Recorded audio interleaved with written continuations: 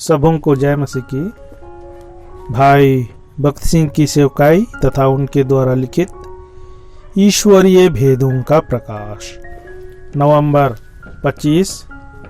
आज का वचन, चार जीवधारियों, हरेक के चार चार मुख और जीवधारियों के रूप अंगारों और जलते हुए पीतल के समान दिखाई देते थे। यह यहेजकेल अध्याय 1 पद 5, 6 और 13।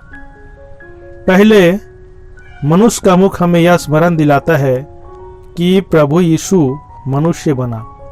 जो राजाओं का राजा था वह हमारे बदले में निर्बलता में मृत्यु पाया।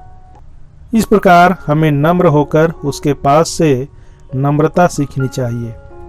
प्रभु के क्रूस को हमारे अंदर गहरा कार्य करना चाहिए, क्योंकि तभी हम परमेश्वर की मनसाओं के साथ एक रूप हो सकते हैं। दूसरे करूब या जीवधारी का मुख सिंह का सा था। प्रभु यीशु मसीह राजा की तरह आया। एक दिन उसका राज्य पृथ्वी पर आने वाला है। अभी हम उसके साथ हरेक बात में एक रूप होंगे। तभी जब वह न्याय करने और राज्य करने आएगा, तब हम उसके साथ होंगे। तीसरे जीवधारी का मुख बैल का सा था। लेविये होम बलि, मेल बलि और पाप बलि के लिए बैल का उपयोग करते थे। प्रभु यीशु मसीह ने आपके बदले में आपके पाप और बोझ को उठा लेने वाला बनकर मृत्यु को सहा। सामान्य रीति से बैलगाड़ी चलाने तथा भार उठाने के लिए बैल का उपयोग करते हैं। आप अपना बोझ उठा नहीं सकते, परंतु यदि आप प्रभु को इजाजत देंगे तो वह उठा सकेगा।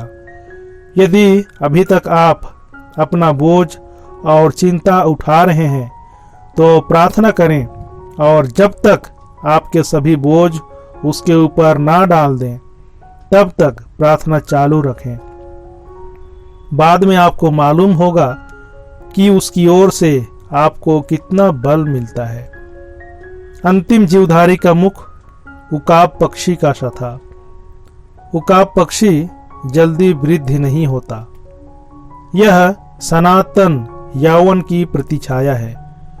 भजन संहिता अध्याय 103 पद 4 तथा यशाया अध्याय 40 पद 31। इसका अर्थ यह है कि जब हम प्रभु यीशु मसीह के साथ उसके स्वर्गीय कार्य में एक रूप होते हैं, तब हमें निरंतर बल प्रदान किया जाता है। हम मर जाएं तो भी प्रभु यीशु के नाम में हमने जो कार्य किए हैं वह पूर्ण होने तक आगे बढ़ेगा।